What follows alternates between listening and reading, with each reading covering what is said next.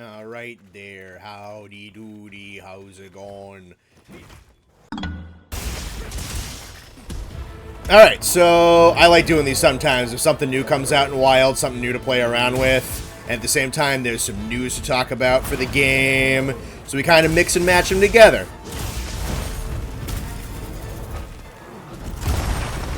That hurts. Alright, so we got some information for TU4, and we also have 9-star Monkey Man. I've also kind of like just started learning Charge Blade in this game, so this gameplay is very embarrassing. I do apologize. Don't expect this to be good. I'm not even expecting to win this per se. But yeah, no, so we do have some info regarding TU4 that I wanted to talk about, my thoughts for it before it comes out. And at the same time, I wanted to fight the scary Monkey Man. And neither of them were quite enough to do individually, so here we are. I kind of like these, trying to go over news or going over talking points while fighting something pretty difficult in the game. I think that's really fun for me. And I kind of just canceled out of that one, huh? Jesus, that ship is not messing around. Okay, so let's talk about the big thing first, which is going to be the major endgame upgrades for the Ardian equipment. Now, I think like a lot of people, I was slightly disheartened by the fact that like, oh, we're going back to the Ardian weapons again. Like, okay. Like, I think at this point, the Ardian weapons are just generally not the most enjoyable endgame system that they've come up with. Stuff like the tallies and the decos, I think, have been perfectly fine, but I don't know, there's just kind of this lack of bite to the Ardian weapons, this lack of satisfaction, like, oh yeah, you know, you just kind of like roll it and then roll it, you know, and then you just throw another one in the trash and blah, blah, blah, blah, blah. This one, man, I'm interested to see precisely how they're going to handle some shit with rerolling and whatnot, because, you know, we haven't exactly seen the UI for how this is going to work. Come on, dude, reach. Thank you.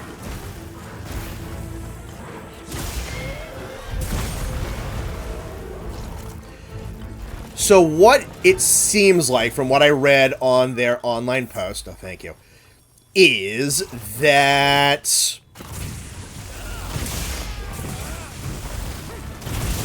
ooh, I got him. That would have been death if I... Holy crap. I'm just kind of flabbergasted that just happened. So, from what I read on the website, it looks like we are going to be able to roll to get a random set bonus on the... What are they calling it? The Gogman Ardian weapons. And we're also going to be rolling to get a random group bonus. So it looks like they're leaning pretty heavy into being able to play around with the set bonuses and the group bonuses quite a bit, because we're going to talk about the armor reinforcement probably next after this. For a bit, it kind of sounded like they... I don't know, the language was a little vague initially in some of the first posts that I read.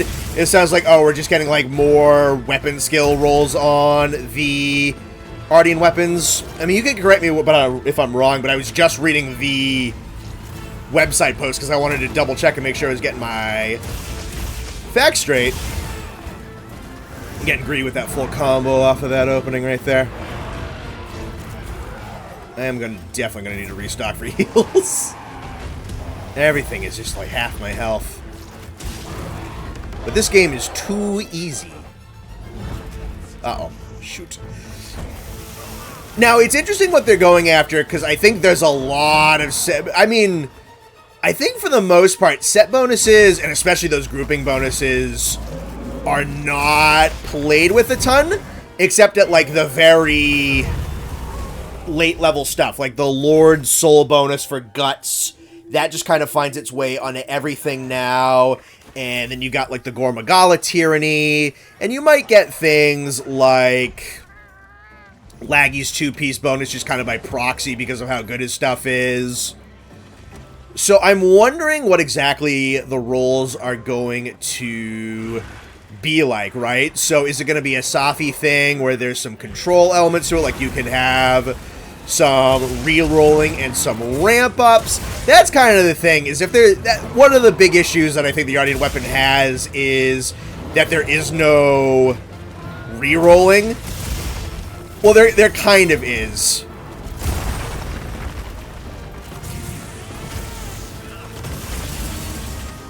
Right? So, like, if you didn't get the reinforcement bonuses that you want, you'd have to throw that weapon in the trash, and you do get the Orichalcite, or whatever the heck it's called, back, but you do lose those Ardian parts. Whereas with the Safi weapons, all you lose is the... oh god, I forget what they're called for the Safi stuff.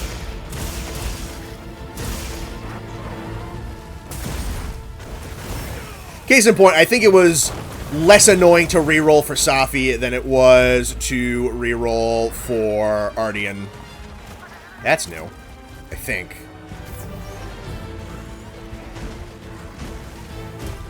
This guy's fucking terrifying, by the way. And I don't trust anything that he does. I really don't want to hang out with him in the corner. So you get you... come on, out of the corner, out of the corner, out of the corner, out of the corner, out of the corner. I did not think he was going to triple on that. So I took a look at what group set bonuses and other stuff that there actually is in the game. Because I feel like minus Lord Soul, no one ever really touches or talks about or even takes into consideration the group bonuses, like, at all.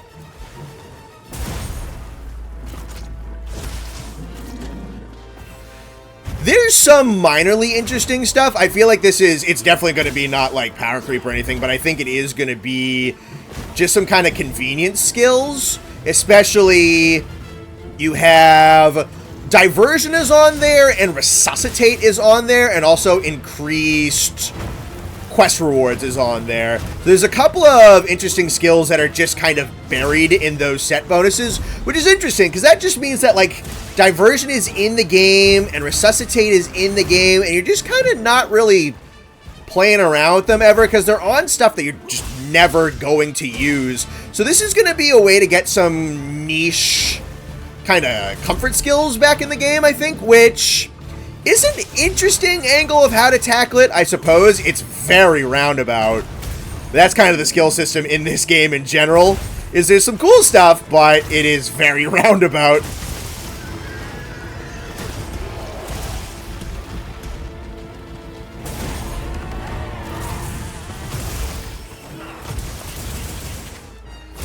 I'm kind of scared of everything that he does. Jesus, oh god, oh goodness gracious. And then with set bonuses, that's definitely more applicable. So, again, it's going to come down to... I think basically what we're going to be getting is a slightly different version of how Safi worked, where your Ardian weapons are going to serve as a pseudo-6th armor piece. And they're going to have an individual bit of set bonuses that you can roll for, and also for group bonuses.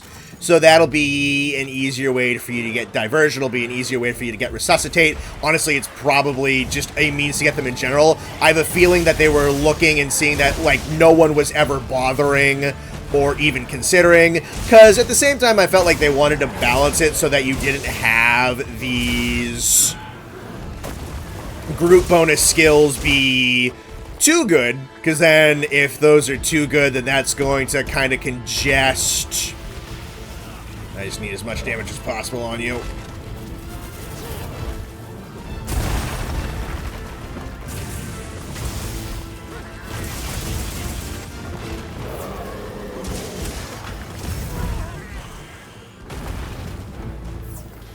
I don't care if I have to SAED you off of that to death. I will try.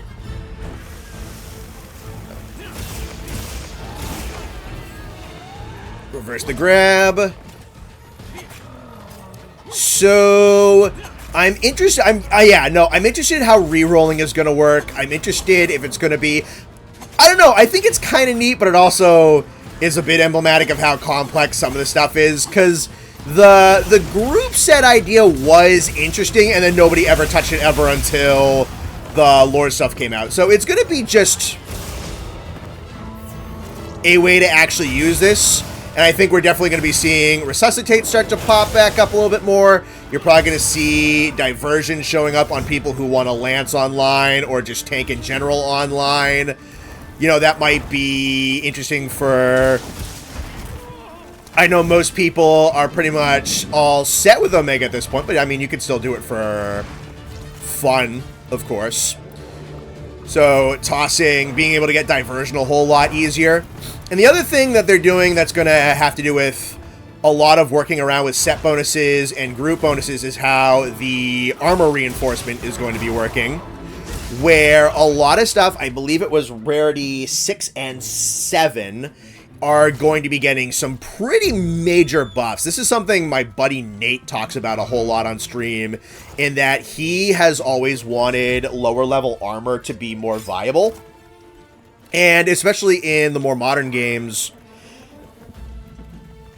your tier 1 and tier 2 monster armor just falls off really, really hard.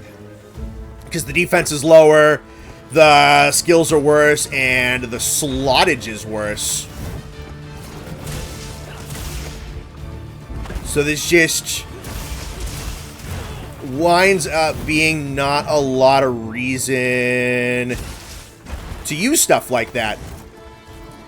But not only is their defense getting jacked, in fact, armor defense is getting jacked across the board.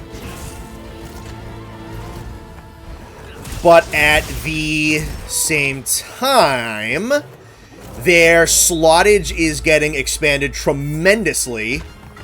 And their defense is going up tremendously. Like, I think it was Shinkai put out, like, Fulgur Anjanath gear. And I think some of his gear was going from, like, a 2, a 1, and a 1 to... It was like a 3, a 2, and a 2 for deco slots.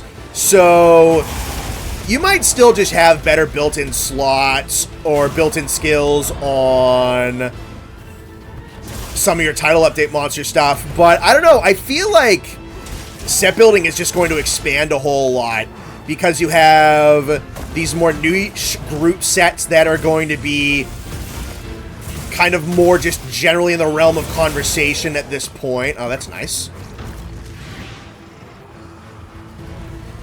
And at the same time, those set bonuses are also going to be much more interesting to use. Like, I think especially with how cool Doshagama's set bonus can be at early game, you're now going to have Doshagama being much more usable in late game. So especially your weapons that really, really love their offsets, I think are going to get a ton of mileage out of Dosha armor now, just because the slottage is going to get better, and you can now have that set bonus on, say, an Ardian weapon and, like, one piece of Dosha armor, and that piece of Dosha armor is probably going to have greatly expanded, oh boy, defense, and also, this is a tiny little peninsula, it's also going to have, Chill Mantle, thank you. Stay in the fight, Rathian, I need a bullet shield. No, Rathian, come back. Please. Uh-oh.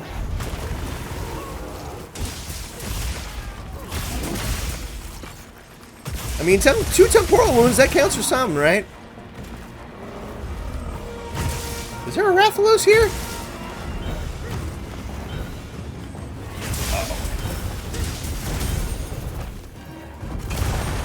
I can't believe I survived. Oh, the shield's not charged up. I can't SAED. Run, fucking run, fucking run, fucking run. Oh, God. Oh, this is the thing I can counter off of.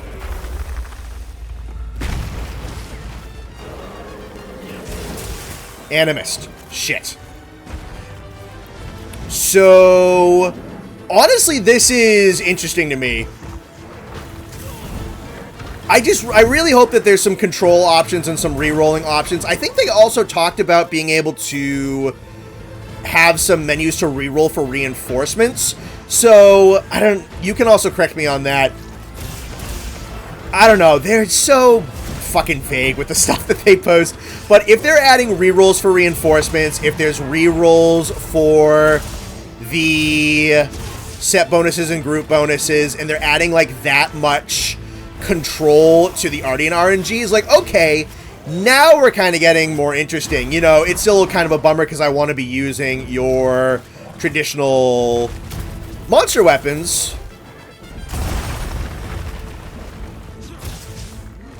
But at the same time, if you're going to be... You know, the layered weapons compensate for stuff a little bit. But you're giving me all this much more control options. You are expanding how...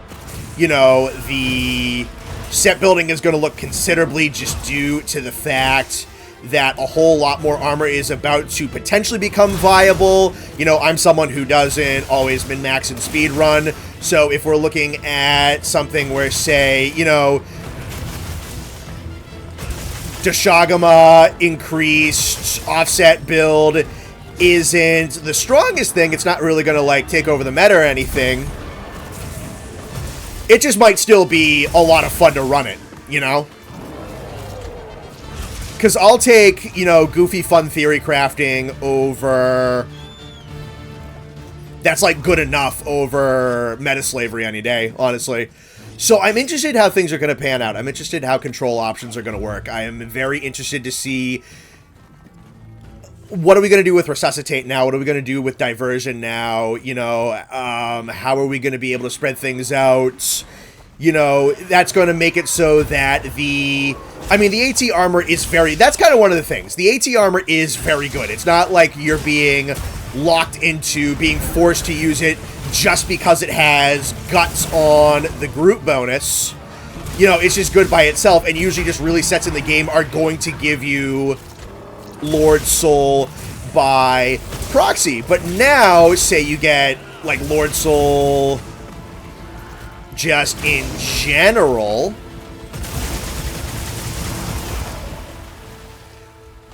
off of that one piece, like, off of the Ardian stuff. And now you only need 2 pieces of AT to get guts. And now you have a whole bunch of 6 and 7 armor that looks a lot more interesting. And I'm just kind of, like, throwing out things. I mean, they showed stuff as low as Kutku armor being on the reinforced system. So I think it's, like, borderline everything is going to be up for grabs, at least monster armor. I don't know. I feel like this... There's going to be a meta chase, especially with the fact that the set bonuses are going to be on the line. But I don't know. I think just the interesting nature of theory crafting in this game is going to get a lot more interesting, just because the options are going to be much more unbound, and the lower level armor is just going to be much more interesting to use, and at least substantially closer to being on par with their contemporaries than they were. And if that's the case, that you're kind of unfastening the endgame, I think that's really, really cool for high rank, because, you know, you get into a master rank expansion, and yeah, you're usually going to have a lot of options, right? Because you're going to have all the top level stuff from high rank, you're going to have all the top level stuff that was just introduced in master rank, and then you're going to get, like, all the new master rank TU stuff. So that's, like, baseline higher rank, TU in higher rank, and then baseline master rank, TU and master rank. And that's going to give you a whole lot of build options. But, you know, for high rank, you usually don't have, like, a huge amount of options for armor. You know, I very much remember how limited set building in base game world was. And especially with how some of the TU armors worked. Man, I remember just, like, your base crit boost meta was not the most interesting thing on the planet. Oh, hell yeah, look at that.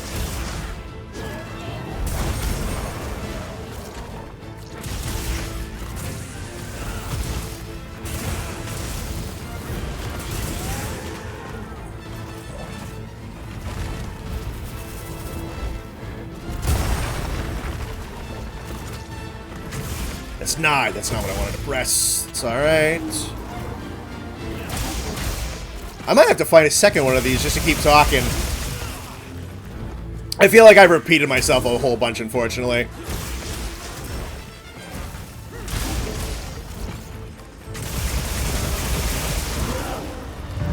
Oh, hell yeah. Didn't even get back to the nest. Yeah, I'm gonna have to do a second one of these, huh?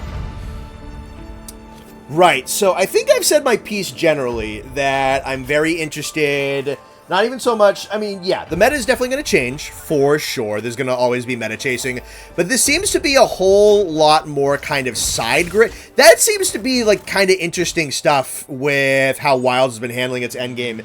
It's been a whole bunch of, like, mild meta chasing with a whole lot of side grades and just improvements on theory crafting and just kind of making set building across the board a whole lot more interesting. So I'm really looking forward to the final result and how that's going to handle, because I am not the happiest in the world that it's just going to be the Ardian stuff again, but if we're looking at being able to roll for set bonuses and group bonuses on weapons, and they maybe learn from the fact that we didn't love the Ardian stuff, and you can get, say we get to master rank, and they just take that general idea of the armor reinforcement and the weapon reinforcement and all that stuff and do kind of a different form of universal augmenting with your general monster weapons in master rank, then I think you might be looking at an extraordinarily fascinating endgame. It's just, like, the Ardian weapons aren't the most satisfying thing, because you don't really have to grind for them all that much. You know, you don't have to grind anything specific for them. You know, you're just farming parts off of 8 stars, and you're just going to get those parts eventually. And then you're just going to either get the reinforcements or you don't. Like, it's not, I don't know. They're just, you can slap a cooler weapon design on top of them, but they're not just the most interesting things in the world to grind for. And they're not the most compelling things because of just the amount of lack of control options. So if this is a prototype for making the regular monster weapons really, really interesting and having these more kind of diverse augmenting styles for the master rank, then alright, I'm interested to see what this is going to mean going forwards. And if this substantially overhauls just build diversity in the game and just gives me a whole lot more interesting stuff to play with, then I'm going to be pretty happy with that. And I think that kind of goes along with the fact that it's not sounding like they are bumping up the end game on a monster level on that end. I mean, I'm assuming Gogazios is going to be pretty difficult. I'm looking forward to him. I hope he's pretty tough. And then AT Jindahad, I think, is going to do a lot of damage.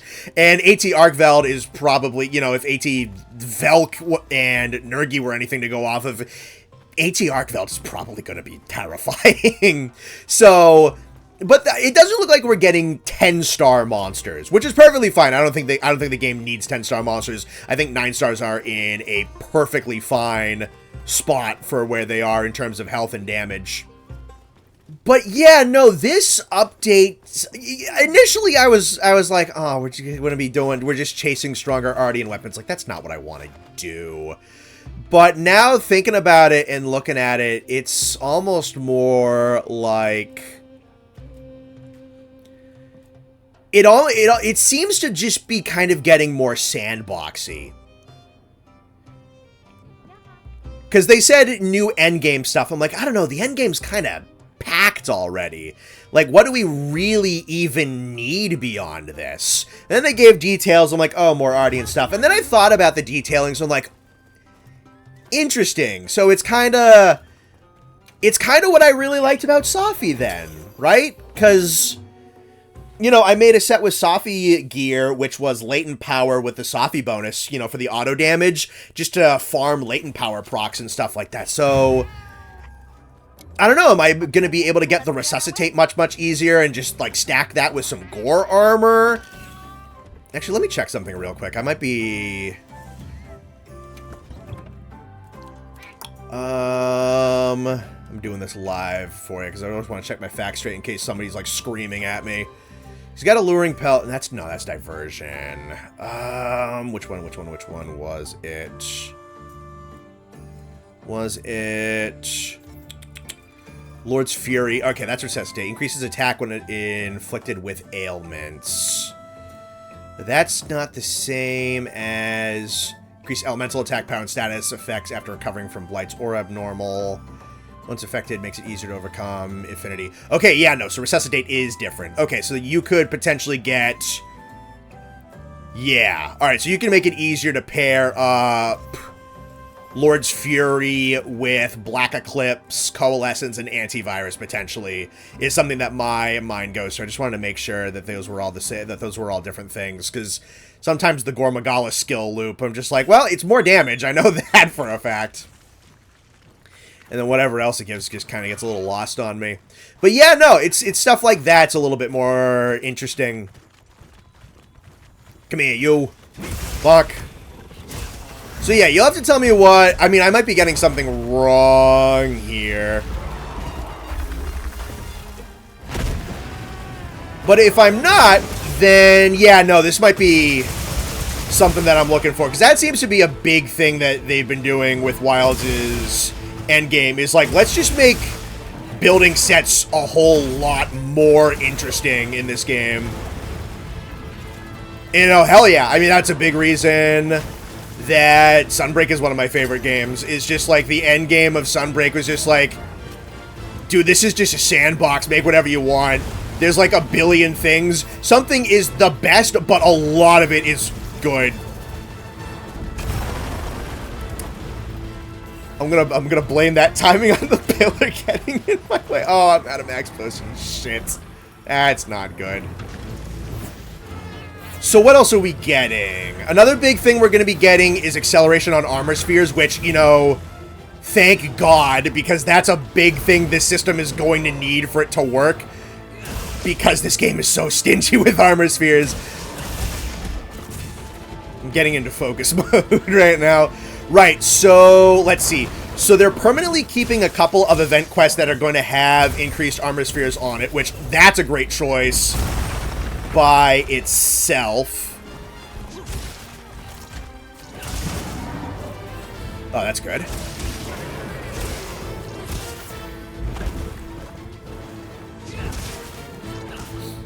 Which is another thing that they're changing around with Wilds, is it seems like a lot of their more utility event quests are just going to become permanent, which is great. I mean, that's a fantastic change, because you have your stuff with increased armor spheres, you have the AT stuff that has their own gear and whatnot. I'm like, awesome that is going to be permanent, because honestly, the game needs it a little bit. Get off of me. I'm going to pay for this.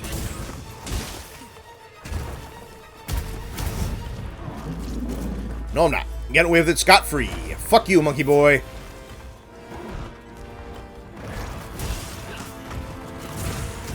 Oh, he turns around so quick. So it's going to be that, and a couple of the 9 stars are also getting increased armor sphere drops. What's it? It's, I believe, Raidao, New Udra, Mizutsune, and Uthduna are all going to get increased drop rates in the top-level armor spheres as well. So there's going to be event quests for it. There's going to be increased endgame monsters for it as well. Let me do this on the bird. Another great thing is just your kind of options for hunting. So that's like 4, 5, 6 different potential targets to improve your armor sphere stuff. So, you know, you're not just running one armor sphere quest over and over and over and over and over and over and over and over and over again. You know, I like that about Wilds a lot, is you can farm a lot of your really good high-level stuff in a number of different ways, just kind of keeping that strength of the game alive. That's awesome. And yeah, no, for this system to work, it's going to need to be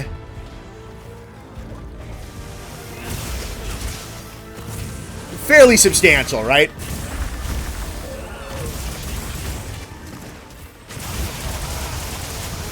I know also for a fact... Ooh, thank you, Cat. That we are going to be getting... The phrasing was really weird, but they were saying that certain monster parts that aren't used for... I think it was... specifically the Ardian material for it. So, like, was it the Orichalcite or... God, whatever the heck that's called. But the ore that you get out of a Zeus to make the Ardian reinforcements... Some specific monster parts are getting heightened reward values for that. So I don't know if that's going to be kind of like the more rank and file parts, or if that's going to be the rare parts, because they said specifically it is for parts that aren't used as much. Which, yeah, that's... God, the descriptions for how things work, and like their web posts and everything like that, I swear to God... They have the fucking Riddler from Batman working on their description department. Oh, I hit the... No, that should have... No. I deny you, game. I hit the block button. Everybody knows I did.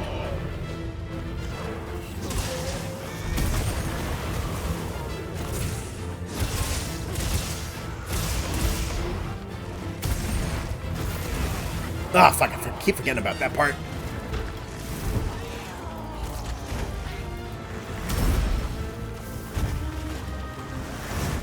That shoulder drop is like the scariest thing he has.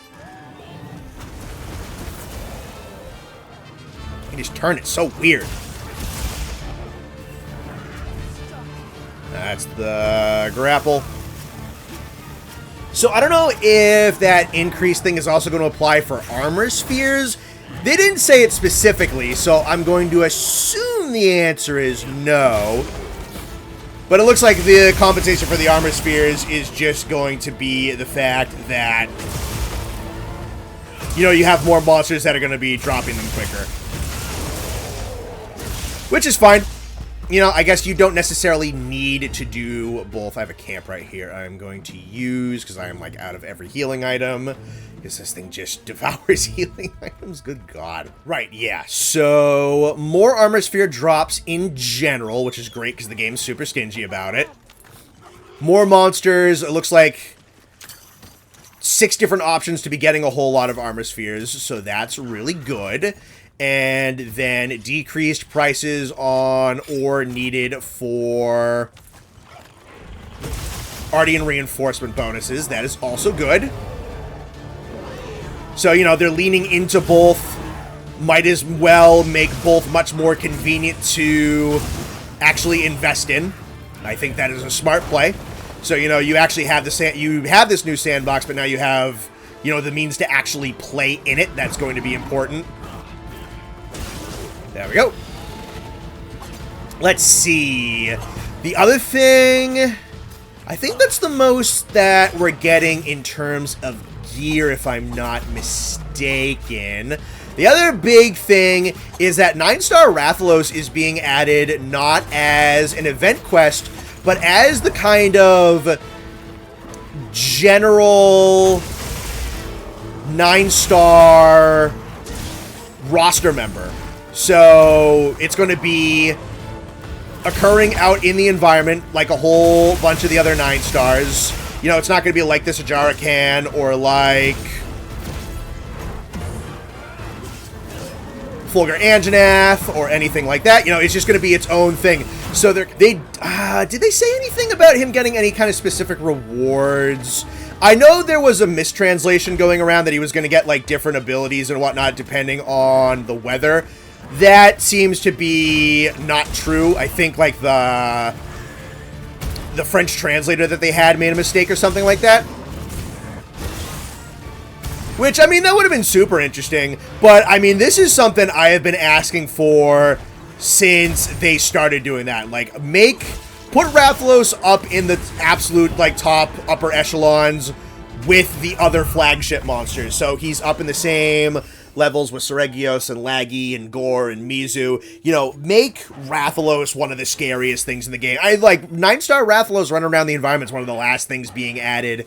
And at this point, I think anybody who watches this channel knows that I am just a tremendous Rathalos guy. I love him. I mean, he means a lot to me. He's like he's the herald of my favorite game series ever. And it's just been a joy to watch him get better and better and better as the years go on. So, for 9-star Rathalos to be one of the last challenges that this game has to offer, you know, especially considering how much fun I'm having with 9-star Ajarakan, which is a bit more lower on the food chain compared to where Rathalos is supposed to be.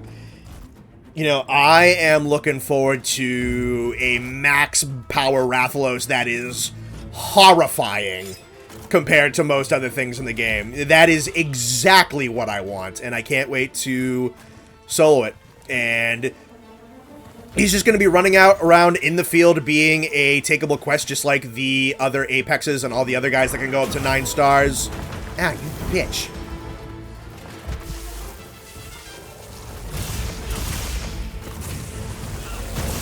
I gotta tempt fate here. Well, I got Blast Blade, and he shakes it off. Yes, he's going after the cat. No consequences for Connor. Fuck you. Haha.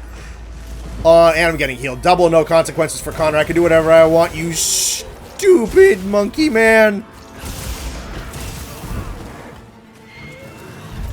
Ow. So yeah, one of my favorite monsters... My favorite version of one of my favorite monsters is getting a top-level difficulty for him in this game. Absolutely looking forward to that. It's a fight that I adore in this game. It's my favorite version of the core Rathalos. I think you only really have, like, Sunbreak Silverlos and, like, Zenith Rathalos that can really compete for my favorite incarnation of the guy across every version of Rathalos ever made. So... I think we're going to be gearing up for, just generally speaking, one of the best versions of them that they've ever done, ever. And that is very exciting for me. Yeah, no, I don't think he had anything necessarily special about him. But, you know, he's going to be in the Oil Well Basin. He's going to be in Wyveria. He'll be in the Scarlet Forest. There's one right now. Look at him go.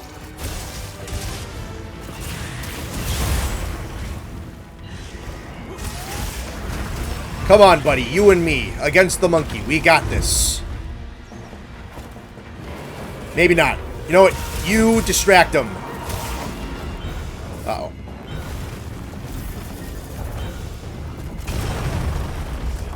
Yikes. Was there anything else in this update? Look at the website now that I am dead. And that page refreshed. Great. That's awesome. Thank you. Alright, let me... was there anything else? Yeah, so there's increased. It's here for that. Buffs for some weapon types in TU4. I don't always track those a ton. Multiple target quests. Yep, so Rathalos is going to be a normal quest. There's all that stuff.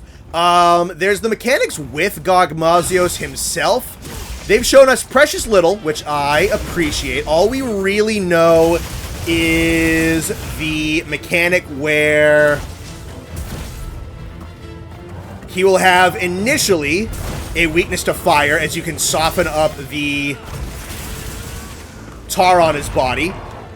And then from there... When you toughen up the tar on his body with the fire element, he's going to swap into having dragon weaknesses. And that is...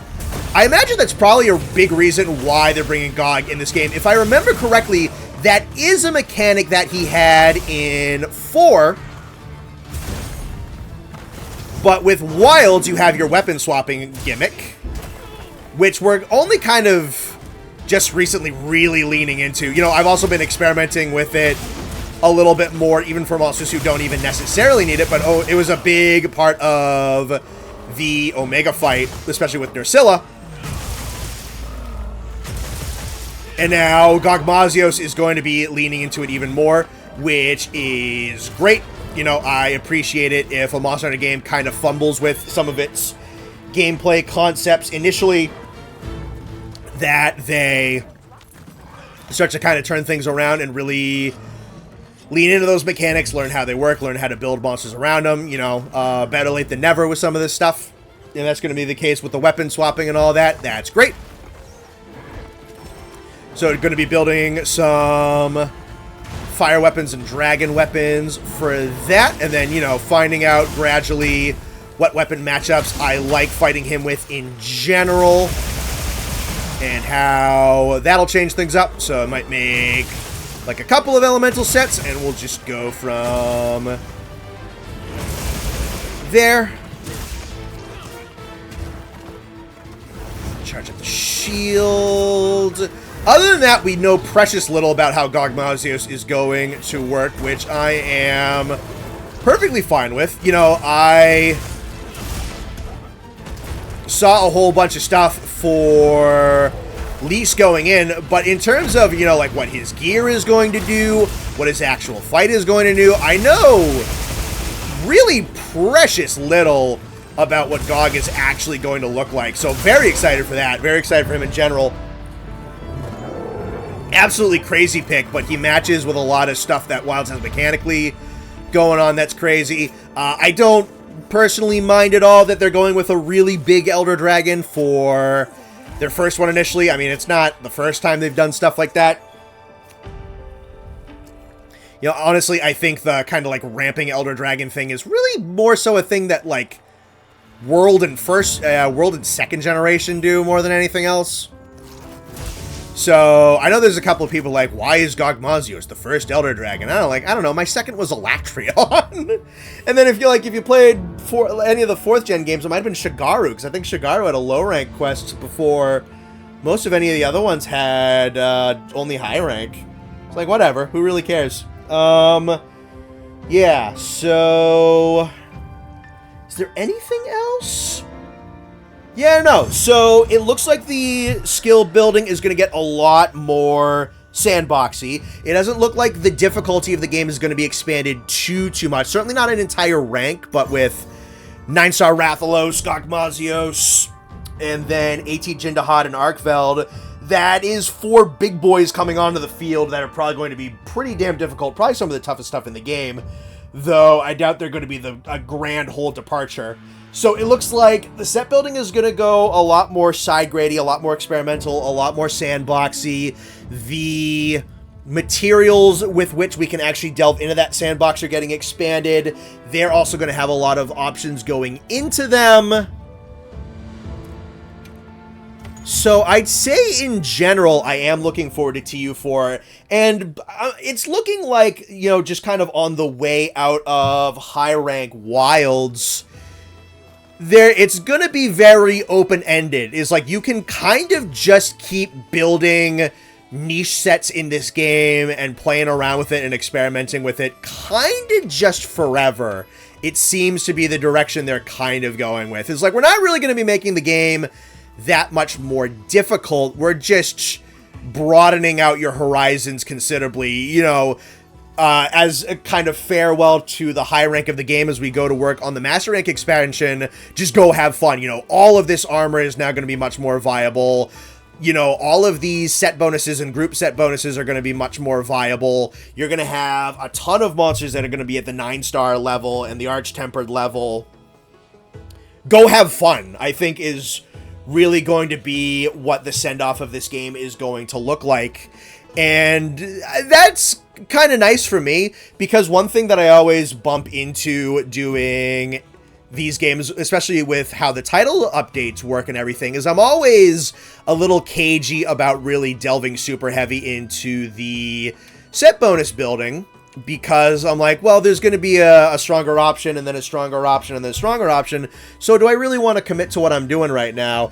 And it's looking like they're going to change things around. They're just going to be like, yeah, just make new crap for whatever. You already have plenty of stuff that's strong enough to take on the best stuff in the game. Now just go make more interesting stuff that is also going to be able to compete with the best stuff in the game. Just go enjoy the sandbox. And as a guy who enjoys the Monster Hunter sandbox, I'm kind of looking forward to it. It's I don't know. The more I have actually thought about what changes are being brought in, the more I'm like, okay, yeah, that is interesting. And the more I've thought about the fact that it looks like we're not getting a strict TU5, it looks like we're not getting 10-star monsters. It's just a full. It is predominantly an option expansion. Awesome. Because that's a big thing I've been liking with the talisman. It's like, ooh, I can make something interesting out of that. Oh, I can make something interesting out of that. So that's kind of what it looks like it's going to be. And I know that's going to be something that, you know, a lot of the min-maxers and the speedrunners aren't going to be the biggest fans of, obviously. You know, I know this game is not particularly well-serving to those guys. But on the other hand, you know, for someone like me who's just like, I want to make this and I want to make that. And what can I do with this? And what can I do with that? And ba-da-da-da-da. I'm looking forward to this. And I think it's just going to give me a whole lot of incentive to just like, I'm going to pick up Wilds just on a random Tuesday, you know, coming up while, you know, the expansion we know is, like, still 6 months away. I'm just like, I'm just going to make this. I'm just going to make, like, a hammer offset build with dosha armor and a whole bunch of other stuff, you know, just for the hell of it. And I think that is going to be kind of fun. Just go enjoy the sandbox and just go make a whole bunch of weird shit. I think is kind of what we're going to be looking at. That, I think, is probably one of the big strengths of Wilds, is the sandboxy nature of the game. And it's only... now that they've been gradually just unconstricting how the builds work, because building in this game was really boring when the game came out. And it's gradually gotten more and more interesting, and it looks like TU4 is just going to be... make whatever in the fuck you want, basically. Almost like so much stuff is going to be viable. The only thing that would make it, I think, awesome is that if this all wasn't on the Ardian stuff and it was just a whole bunch of augments you could roll for on the normal monster weapons. If the expansion does that, man, I think that's going to be a lot of fun. Let me know down below if you are looking forward to GOG, if you're looking forward to how the set stuff is going to work, if I got something wrong, because I'm really just kind of going off of some of the admittedly kind of vague information that was given on the websites and whatnot. Just let me know. And I apologize if my Charge Blade gameplay was insulting. I mean, hey, I won twice. That's all that matters.